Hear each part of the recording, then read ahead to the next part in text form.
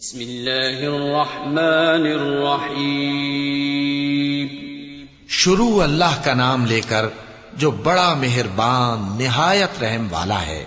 أَلَمْ تَرَ كَيْفَ فَعَلَ رَبُّكَ بِأَصْحَابِ الْفِيلِ أَلَمْ يَجْعَلْ كَيْدَهُمْ فِي تَضْلِيلٍ وَأَرْسَلَ عَلَيْهِمْ طَيْرًا أَبَابِيلَ تَرْمِيهِمْ بِحِجَارَةٍ مِّن سِجِّيلٍ فَجَعَلَهُمْ كَعَصْفٍ مأکول.